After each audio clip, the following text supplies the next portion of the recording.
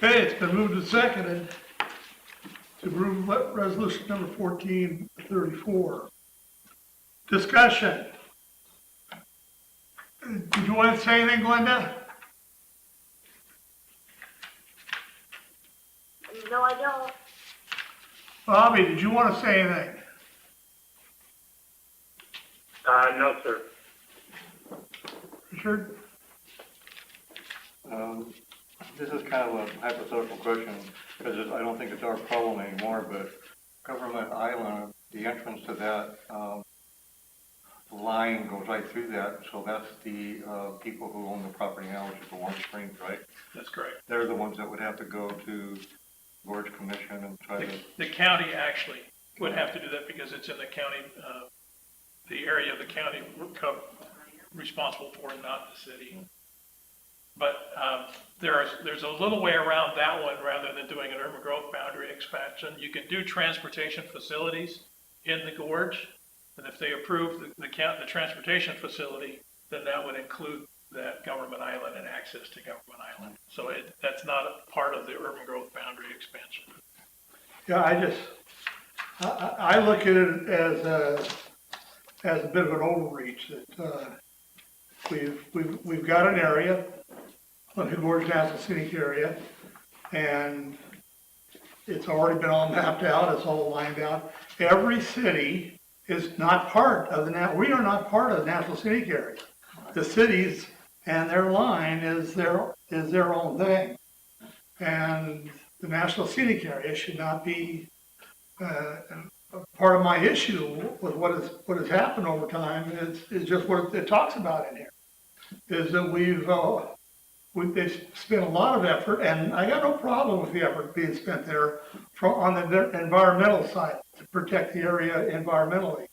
But part of that, the National Scenic Act, was to help the cities economically, Yep. and we haven't had a lot of help economically. And this is something that actually is detrimental economically to those communities. So anyway, We have yet to receive any meaningful help. They said they would do. my problem when I look at something like this, I'm trying to read all. I mean, that's what people do, man. They just pile on information on you, and they wear you out with information. And then there's a ton of, and that's what they're doing. They're creating a whole slew of information, and hopefully, and what I see quite often in things, as we see in the world constantly, is words matter. And sometimes you get lots and lots of paragraphs, and in those lots and lots of paragraphs, 2 or 3 words could change the whole way of something. So you got to really, you really need to take a time and look and see how things are, what things are, what they're trying to do here. So I'm glad the council's. Well, we haven't voted though, but I'm personally in favor of what they made a motion for. Anyway, all in favor, say aye. Aye. Aye. Aye.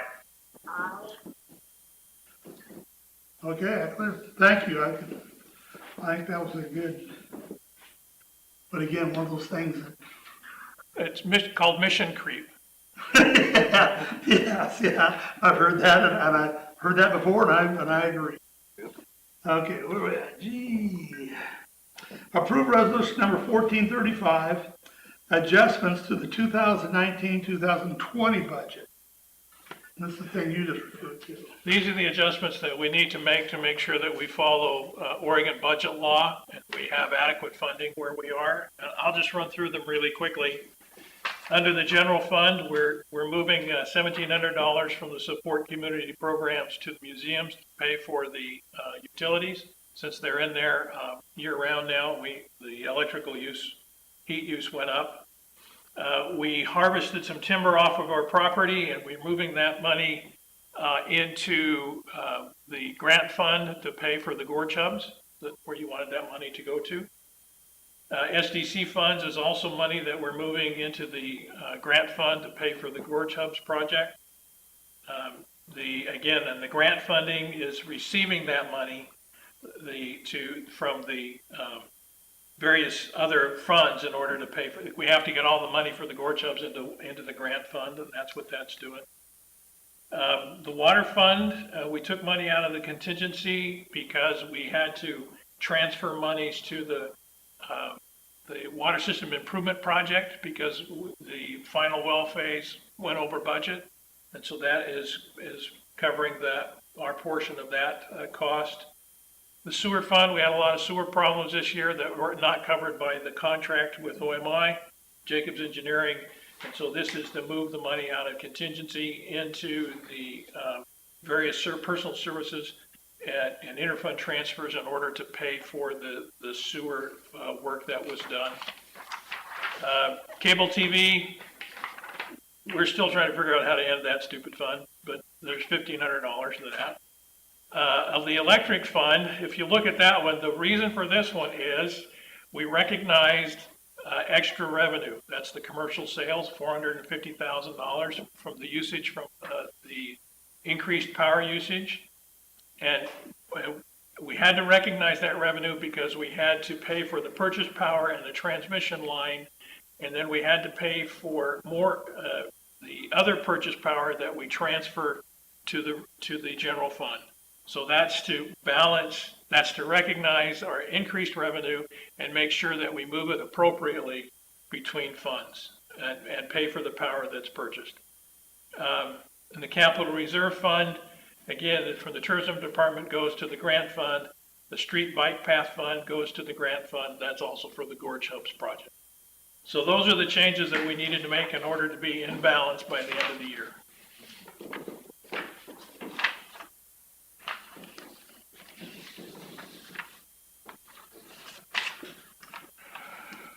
So Gorge Hubs biffed us pretty good, but Yeah. in the long run, we got a nice, but at least we had the monies to, we wrote out, yeah. It's always a possibility with projects. There's always a small risk. So can I get a motion on resolution, I'll make a motion to approve resolution number 1431. 35? 1435, excuse me. As presented. Okay, we've had a motion to approve 1435. Do we have a second?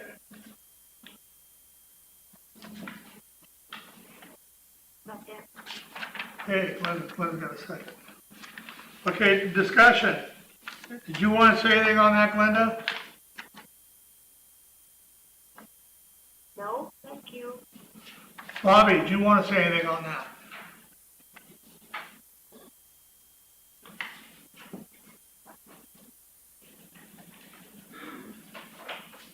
Did you have any input, Bobby?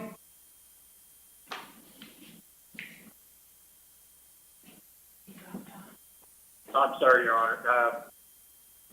It sounds a lot like this housekeeping, so I'm okay with it. Okay, yeah, that's pretty much what it is going on. So all in favor, say aye. Aye. Aye. Aye. Aye. All opposed? Okay, that passes.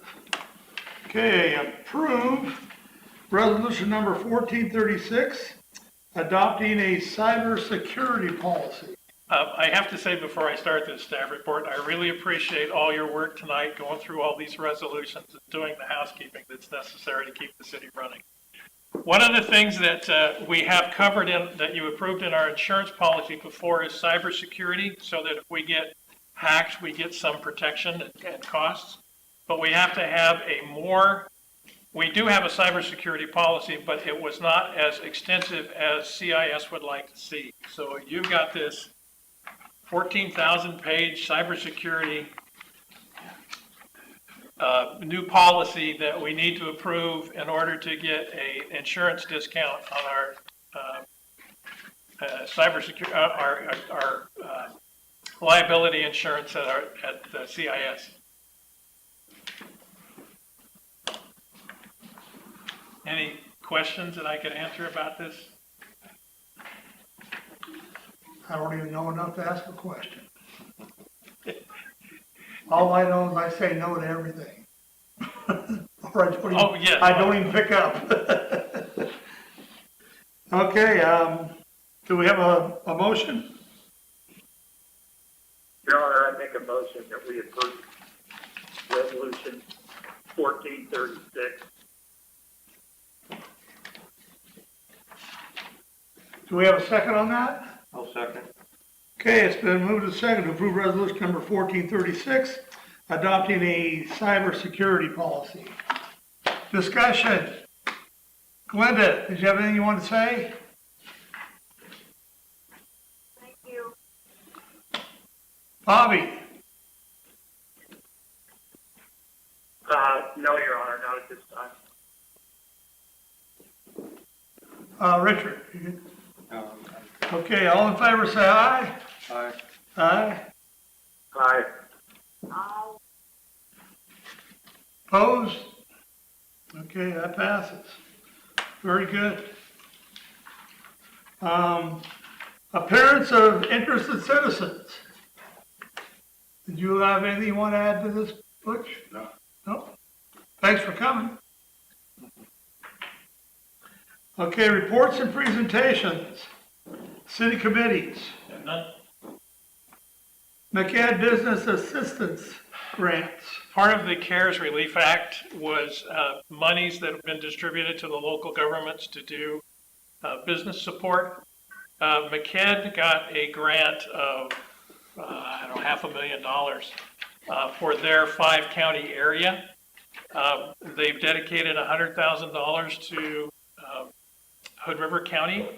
This is for businesses that were not eligible for paid leave and the other programs. They did not, this grant did not come with any administration money that they have to have in order to do the paperwork and pass the money out. And so they asked Hood River City, Hood River County, and Cascade Locks if we could split up $5,000 to pay for the administration, and McCad would pay for the other $5,000 for administration. We agreed to do it, $1,500 from the city out of the Community Support Fund to give us a shot at, our businesses a shot at part of that $100,000 to help them recover from COVID. This will be advertised by McCad and out to our businesses, particularly those who did not get the other grant monies from the CARES package. So I just wanted to let you know that we're trying to do our best to help the businesses in town that did not qualify for grants, that they could still have the opportunity to get some, and using our sister organization, the Mid-Columbia Economic Development District, to handle the funds and administer the funds. So that's what I wanted you to know. So are we doing anything on our website and all that kind of? We'll have, Are we kind of, or is it, do they have to go to McCad or yes. is there anything we're doing to help So, to alert them? Yeah, no, we'll put it on Facebook when they get the program announcement made. We'll put it on our website. There will be a link to McCad so that they can get right directly to them and make application for their assistance. Yeah, we'll do all of that. Okay, thank you. 2016 Parking Management Study. I just wanted to all give you a copy of this so that you can take your time and read it over the next couple of weeks, because the mayor wanted to talk about parking, and this is the expert's opinion on what we can do. I will say that one of the things that they recommended in there was striping parking spots on Wanapa, which we will have done by the end of the summer. Refresh me on, how did this study, How do we get that give me study? some history of the study, why we did the study, did we ask for it, did the state say? hey, State this is required. around here? If 3 years ago, we got a TGM grant, which is a transportation grant management program between DLCD and ODOT. And as we were looking at reviewing all of our community development code, that was the first one. Part one was to do the review community development code, and then part two was implementing the recommendations of the TGM process in our code, which we have done. But they had 1A was the code, and 1B was we had to do a parking study. and they funded it. So that's how we chose the contractor, we got the study done, and we're working our way through it. The biggest thing though was labeling our parking lots, which we haven't got done yet because we're just finally getting the Gorge Hubs parking lot done. Doing shared parking, so that people can park in the Gorge Hubs parking lot or in the Columbia Inn or the Market parking lot after hours, so that people can park in restaurants, go to the restaurants and still have places to park. It was striping the Wanapa and making sure that we have adequate parking spaces on Wanapa. And then it's talking about developing parking lots maybe down on the railroad grade, would help tremendously. Signage was included in that? Signage is included in the project, but it's the big round circle with the P that says this is where you park. It would be at the underneath the bridge, at the Gorge Hubs, in the parking that's at the urban renewal area, at the down on the port, and the fifth area was the cemetery parking. But until we get those parking lots built, the port's also talking about building a parking lot up Moody for the hikers. That would be included in that. So, but this is the study. There's like 84 suggestions on what to do, and we've kind of prioritized them and work on them. But that's for your reading pleasure. Well, I've looked through it, Yeah. and I'm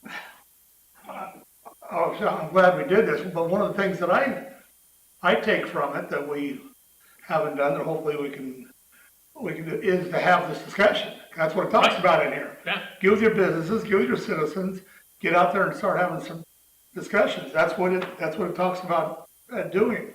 Now, as far as shared, I get the shared parking concept, but the fact is, right now, the businesses we have in town, they do pretty well with the shared parking. Right. The store and everybody can handle what's going on. What's gonna create the whole thing is not a share between what's already going on. It's gonna be the new businesses coming in my mind, two businesses that are gonna be, I believe, popular businesses that are gonna basically, they're the ones that need all the parking. And they're gonna be going after everybody who's been sharing it, well, or had adequate parking. And they're going to be popular, that's true. But Yeah. what this also said was that we had to change our parking requirements in our code, which was part 2, which we changed to, and which they are being built with. That the parking requirements that were in the code that was a result of these changes. So they'll have the parking that's required by our code in both of those instances. Is it enough? Probably not. But it's just one piece in the puzzle. Right. But but again, looking at this, I'm so glad we did this. Yeah. Because the people who put this together really did spend a lot of time and have a lot of good ideas.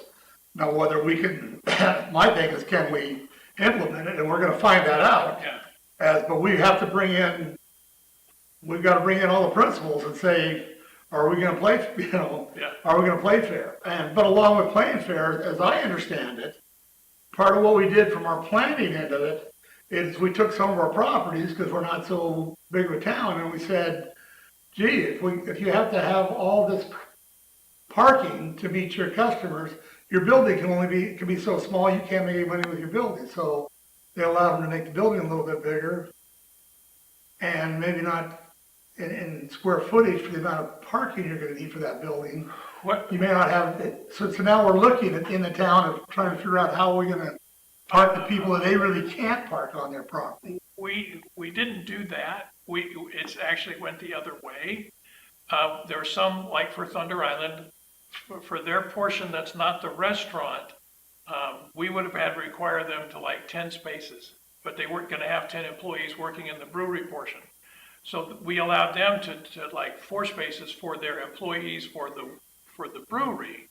And we didn't They downsized the building. We didn't make them downsize the building, but we made them put the 16 or have access to 16 or 17 parking spaces, which was required by code for the restaurant and the brewery And portion. does that include the ability to use the main street? No, that is, Does the main that, street become part of that parking number? no, it's off-street parking is required by the code. Okay. So that's what that's done. Well, we'll Okay. put this on our website so people can go to it and take a look at it. And people can read through it, and take it, and bring us back to, what else we need to be doing. Yeah, I can tell we're gonna have, we're gonna have to have It's lots of conversations, but I think this is a really good basis, looking at it, this is a really good basis for those. right. Those conversations. So question then too, from the city side of it, is something that was thrown at me. Okay. And I'll ask you, because you're gonna know is the ability to, do something where maybe the store, the Cascade, that may have a little bit more extra parking for them to be able to lease some parking to other people. And maybe the city through SDCs help fund some of that leasing. So is there anything financially that the city can do to try to acquire landowners, to lease some of their land for some of this parking, and the city help pay for that? Okay, we can't use SDC funds because there's no parking SDC. That's Okay. dedicated for capital projects. That doesn't mean you can't do something with street funds or something with the general fund monies if there's available. The idea of one business leasing it from another business, that's business to business, and we can certainly facilitate that. There's no money in the budget to do anything like that this Yeah, I year. would think. The other thing is just as we can get the parking identified, so as the study says, people are willing to walk up to 750 feet. So that's really from like the port all the way up to downtown. That's from the cemetery parking lot up this way. We need to sign them so that they can know where They they may can be park. willing, Or but they if they may see a spot that they can get, we see it all the time. I mean, if they see a spot they can get into that gets them closer, they're taking that spot. If they think they can get away. Sure, absolutely. This leasing from other, you see it all the time in bigger communities where, for example, Columbia Market closes at 10 o'clock. And then they would lease their parking lot to the brewery from 10 o'clock to 1 o'clock in the morning, example. That's just an example. Well, that's the Other shared thing- parking philosophy that's Yes, in here. yes. It's if you look at it, this is a great problem to have. It means people are coming. Yeah. And so, we probably, the port needs to develop more parking there at the bridge where they moved the toll booth. They need to develop more parking on the Moody Street for the property they already own, for the longer term parking for the trail hikers. We need to make sure the state of Oregon keeps the state park there underneath the bridge adequately striped and maintained, and maybe even expanded a little bit so we can add more parking that way. We need to make sure that the Best Western has a huge parking lot there, that they maintain that. So we just need to work with all of the business to make sure that we can have adequate. We're never going to have enough parking spots for everybody, particularly on a busy weekend. But what we don't want to do is drive people into the residential neighborhoods and park there. So One of the thoughts that I had, and one I'm sure everybody's, I didn't see it in here, but I'm sure people have, in lots of places, have already looked that way. But one of the biggest users of parking is your employees. When you look at all the businesses and how much parking the employees, whether between the port and the city, we can find an off-site, off-downtown area for them to park, and we work on a shuttle program and security program for where their car is parked, and then park somewhere else, and are shuttled down to their business. I assume people do that. that's a great idea. I have been in this business for 30 years. Okay, And my biggest parking issue is working with parking owners who say, I built this business, this is my business, and I'm gonna park in front of it because I deserve it, rather than say, but you're making your customers walk farther.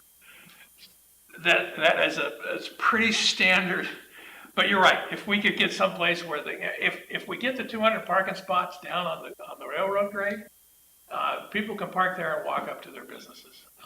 And that would be, or work that shuttle system in somehow with, that's, with that. But they're gonna want some kind of security though too, you Yeah. hate to have your car somewhere and yeah, if we something's have, happening to your car, cause Yeah. it's in an unsecured area. I wouldn't put them out in the industrial park, that's too Well, unless you far. have security there with it. Unless you had security. And that gets expensive for, Yeah, but it needs to be a but shared. anyways, that's part of, that's a conversation, Yeah, that's a conversation. So some of that is mitigated, I know, by some that, charge like $2 to park and then make them have a security guard. In other words, it's self-sustaining, but it has to be big enough, obviously, and that would be a Well, part. business in this town is hard to, it is hard, it's a struggle to get by anyway, so any extra added cost is Right. hard for So anyone. you're talking about a fence, Butch will tax you.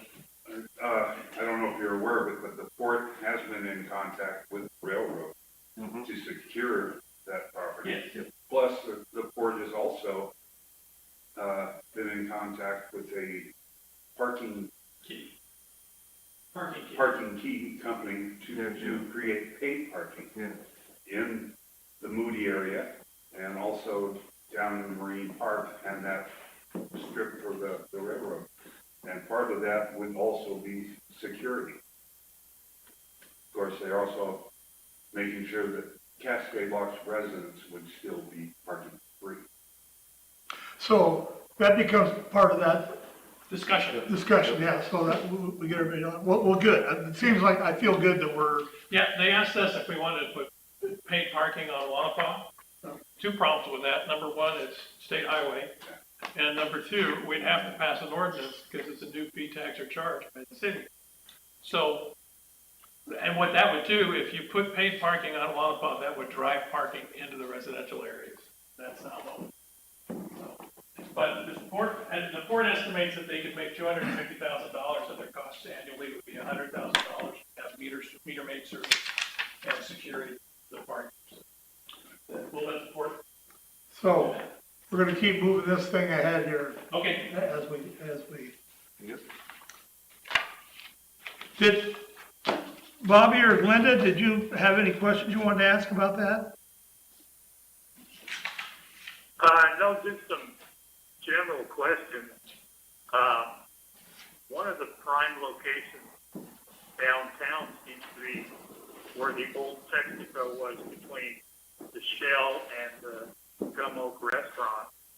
You know, is there any way we could lease that and open up some parking? That's a great idea, but those people don't want anything to do with any development, anything. They're not interested. We can ask them again, but they have not been very responsive.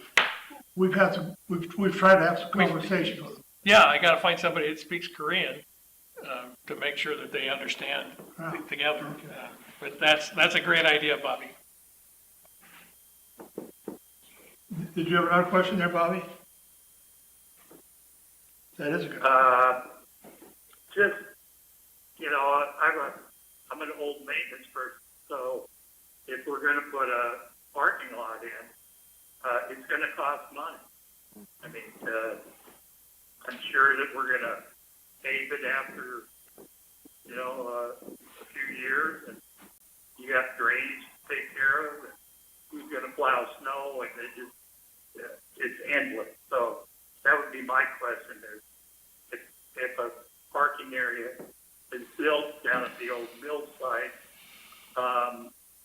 what mechanism would pay to maintain?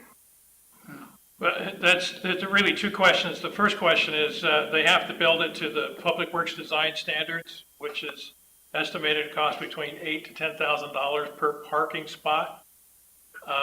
And then, because the port would be putting that in, the port would maintain that property, it would be port property.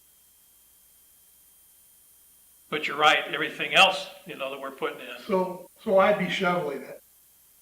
There we go, there we go. As an employee of the board, I get to shovel it. Okay, radon, or did we get everything? Did Glenda, Bobby, did you get the questions you want? Yeah. Okay, the radon mitigation presentation. Marilyn is going to take this one, she's the one that's headed up this investigation. Yeah, an investigation. So just for a synopsis, on March 20th, 2020, Cascade Radon came out and they were selected to test City Hall for radon gas. On April 3rd of 2020, a technician from Cascade Radon placed 21 air check charcoal radon testing kits in various locations around City Hall. The technician returned on April 6th to retrieve the packets and take them to their testing facility and analyze the data that they collected. And their tests were performed per the American Association of Radon Scientists and Technologists protocols, HUD MAP testing protocols, and EPA protocols. And on April 8th, Cascade Radon reported through their findings that City Hall had higher levels of radon gas in various areas on the lower level, and you guys have already seen that report. Does everybody remember that? Yeah. Okay. So, unlike radon levels in homes, occupational radon limits are governed by law and regulation. And the Occupational Safety and Health Act limits cumulative radon exposure in a 40-hour work week to 30 picocuries per liter. And a picocurie is a type of a measurement for gas, to just tell you that.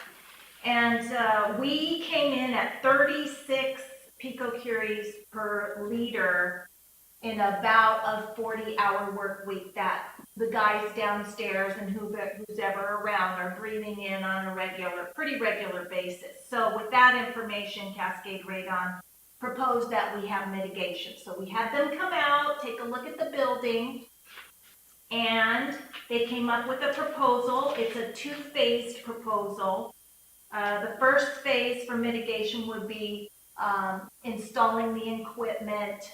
There'll be piping and an exhaust fan and some other equipment in two locations. One will be closer to Sheldon's office downstairs, and the other one is basically right below Gordon in that storage area down there. And it will be $6,200 for that phase.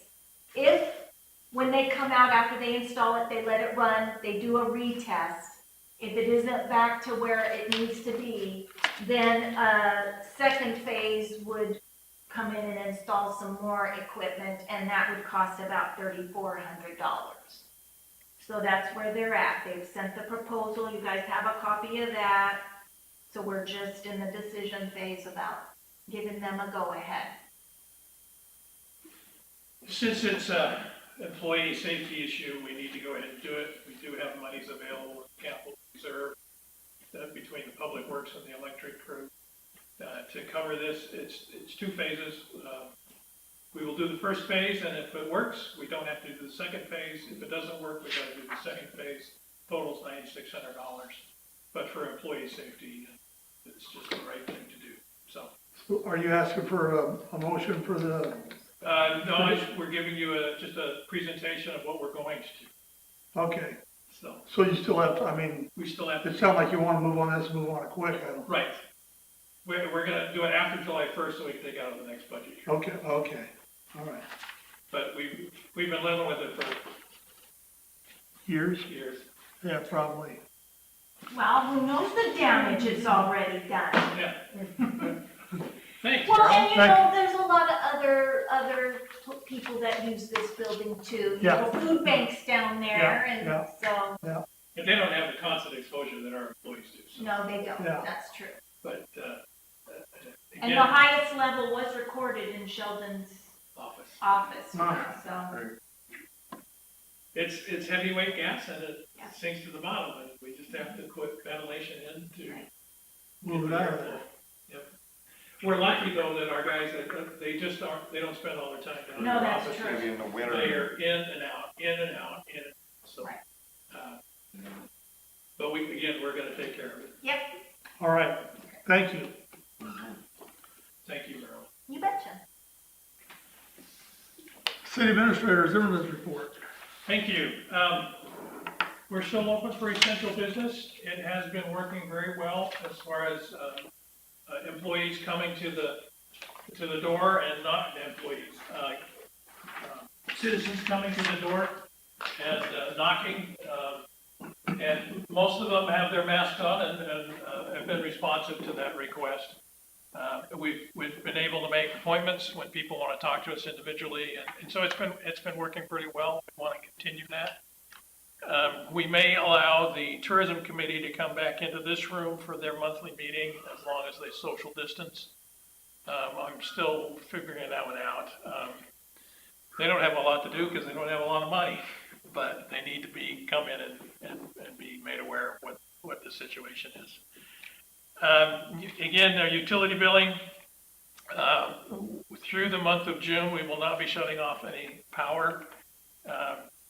What we're finding is those people who were responsible before are responsible now, and those people who were not responsible before are continuing to be irresponsible.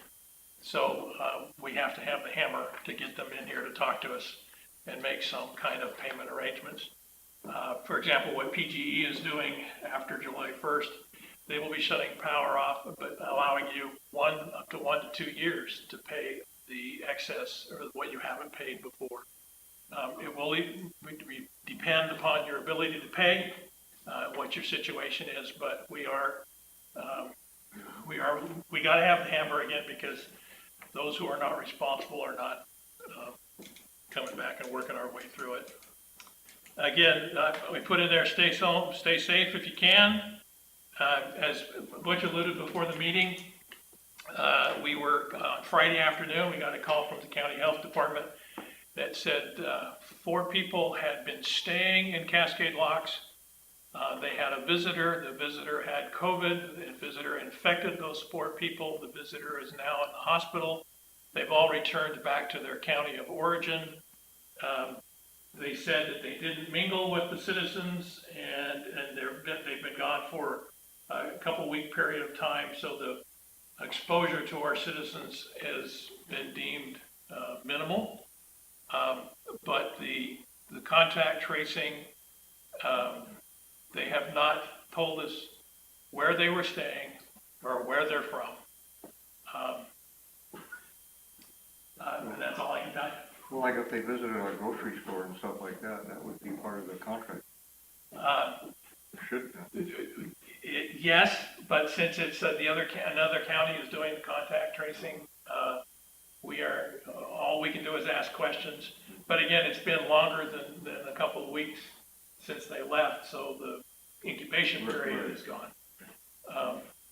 But still, it's still worrisome. Wear masks to even more if you're within 6 feet of people, so that we don't spread it and they don't spread it to us. The governor's orders for Hood River County starting June 24th says you will wear masks in public spaces. And if you go online, it talks about the businesses, the restaurants, wineries, those kinds of things where masks are required. Again, if you maintain physical distancing, you don't have to wear the mask, but in those businesses where it's difficult to do physical distancing, then you have to wear a mask. So that's the rule. If you haven't filled that out yet, your League of Oregon Cities survey that you got last time, please fill that out and bring to me. Otherwise, you're going to have to live with what my choices are. So that's a threat. There's so many choices. There are, but just please take that care of that. Kevin Dougie started this morning. He's a lineman, really nice guy, and he knows what he's doing. He started this morning, and Josh Dornfeld will probably join us next Monday. So we will have a crew of 3 in our electric utility, for which we budgeted. Yeah. So, well number 3, the well's been dug. It is performing excellently. It's down 104, 105 feet, down to the Hermit Creek Aquifer. We've pumped it by itself, and it's gone down. When it's on its own and it's pumping at capacity, the water goes down maybe an inch. We fired up all 3 wells and ran them all at maximum capacity, and it went down maybe 6 inches total, but recovered within a matter of minutes. So it's an excellent well for us. They are working on the connections into our system now. We still need OHA approval because we've requested a variance. They wanted it 100 feet away from our wells. They wanted to see how it performed. Now that it's performing excellently, they'll give us a variance that allows us to keep it at 62 feet. So we're going through the steps, but this is the final step in the water project that we started long ago. Final step. For the next 40 years, we'll be paying for it. But we will have maximum capacity to pump our maximum water right into our system. We'll have adequate soda ash and corrosion control. We'll have adequate storage. The council is to be commended in pushing this through. We will have a water system that can handle current and future growth. Finally, LGPI news. The Local Government Personnel Institute is what the labor attorneys and the human resource experts that we use to advise us when we have questions. Pierre Robert helped us negotiate our last union contract. The LGPI couldn't make it as its own entity, so a year and a half ago it went to the League of Oregon Cities and was part of their budget process. The league decided that it was not a good fit, and so Lane Council of Governments, LCOG, in Eugene is the new home for Local Government Personnel Institute, which is now called Local Government Personnel Services. We still pay a membership to it, and Pierre will still be our labor attorney, and we can still call them for human resource expertise. Just letting you know that it's not LGPI anymore, it's LGPS.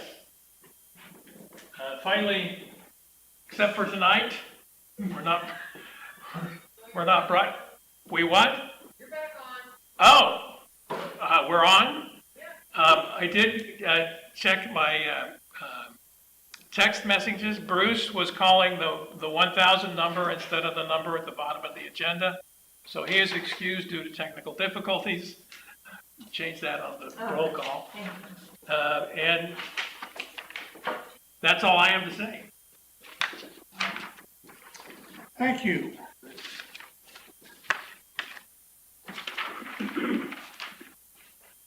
Okay, Mayor and City Council comments. Linda, you get to start with comments. Just everybody stay safe and doing what we're doing. Thanks. Okay, thank you. Bobby, comments. Yeah, just to expand on what Glenn has said, don't rely on other people to assure that you're going to be safe out in public. Just use common sense. Wear the mask. I like to wear latex gloves sometimes when I'm not sure about the surroundings. There's a lot of violence in the world right now. It's unfortunate. Some of this reminds us old timers of the 60s and 70s and some of the protests that used to go on. So just be aware of your surroundings, no matter where you're at. And again, use common sense. Take care of yourselves and your families. Thank you, Your Honor. Thank you. Richard? Yeah, I would just like to add to what Bobby and Brenda was saying that, I've noticed there's some contradictory information out there as well, so don't rely on just one source of information. Check things out and make sure that you're getting the right information concerning what you're looking for, because there's some not so sound things out there that people are saying. So just be safe, wear a mask, not right now. Well, you're more than 60 feet away. Yes, exactly. But that's one thing I wanted to say. A lot of people take everything out of context. They think that you have to wear a mask all the time, and if you take in the 6 foot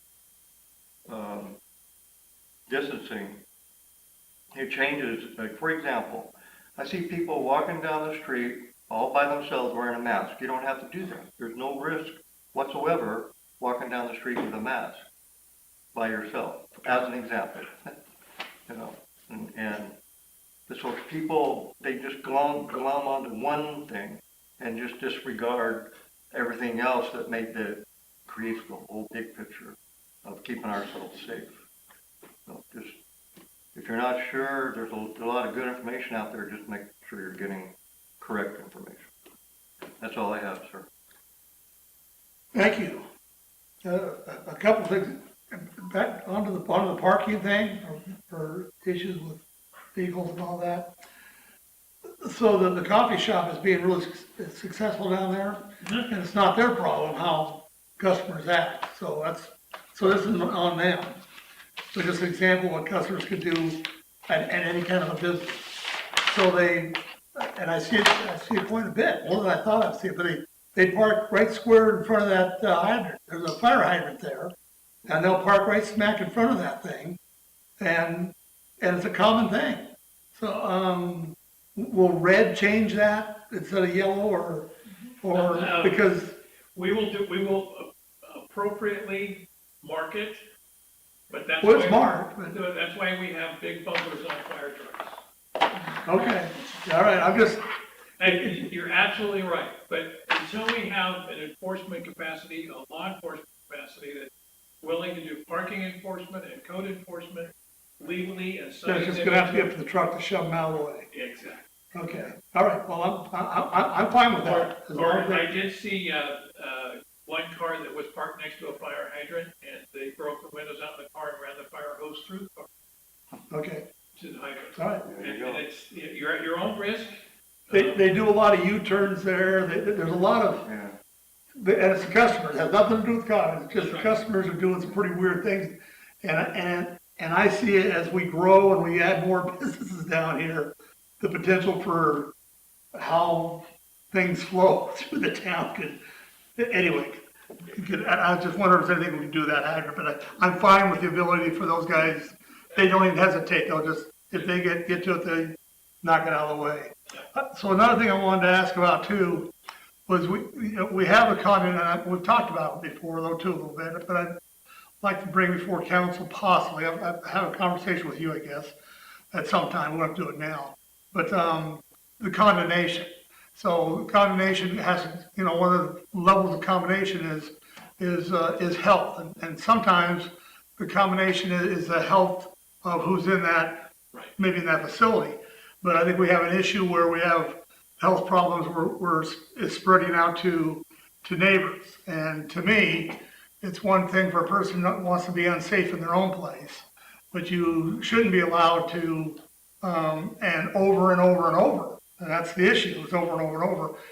And so I'm looking at the potential. I know it's expensive, I know it's time consuming, but isn't it the right thing to do for our citizens to try to hold somebody, the owner of that property, accountable for what's going on in their property?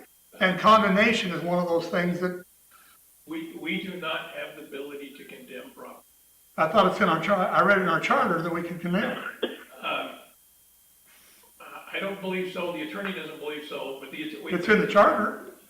we'll take a look at it, but the Okay. attorney and I looked at this question Friday, because we know which property you're talking about, Yeah. and what we wanna do. And, we could cite him into court, but he won't come. He doesn't have the money. But if we can condemn, we can put more pressure on the owner. Well, Okay, we'll take a look at it. it says in our charter that we can condemn, especially one of the things is over, well, one of them is if the citizens need a piece of property for whatever reason, you can take it from them and give them fair market value. And you can condemn and give them fair market value too, but if they want it back, they gotta pay for all the things that We'll check that out. cost for you. All right, thank you. So I'd like to, we gotta get one thing in here where if we can get ourselves on the right line, cause obviously the motor homes, we can't do nothing with them, cause they keep moving. Yep. But a house, if it meets condemnation of the city, and as far as a health, I see it as a health issue. I wanna be able to put it to the council at least and say, let's do this for our citizens. Okay. And so the other thing, I had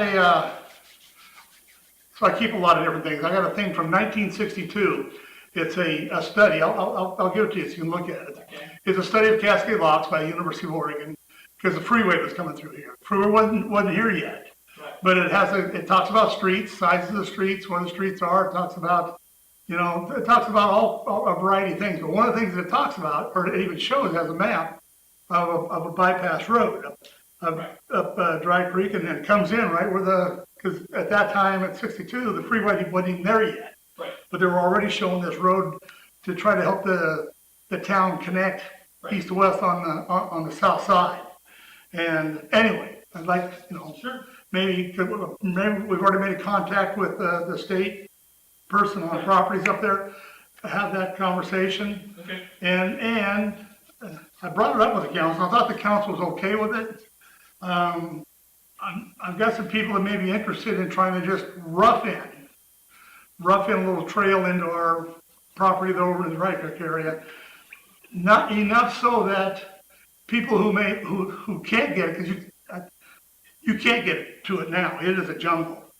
But maybe rough a trail in there to be able to walk on easily, to get back in there and take a look at what's there and see the opportunities. Because I do have people interested in wanting to work on potential campsites, potential walking trails, bike trails, all that kind of stuff on that 26 acres.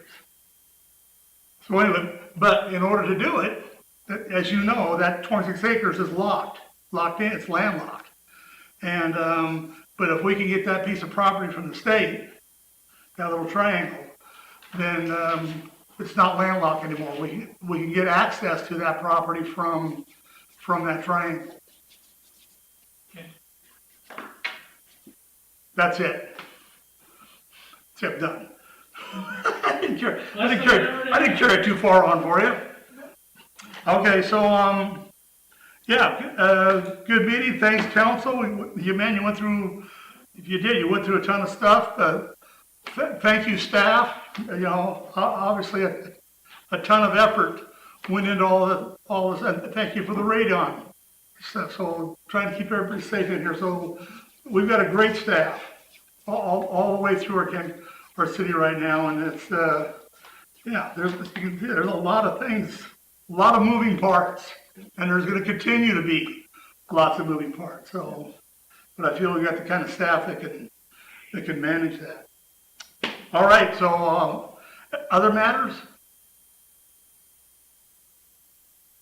Okay, I'm open for a motion to adjourn. Make a motion to adjourn. Second. Okay, it's moved to second to adjourn. All in favor, say aye. Aye. Aye. Aye. Glenda already adjourned. Thank you. All right, we're done. Thanks. Thank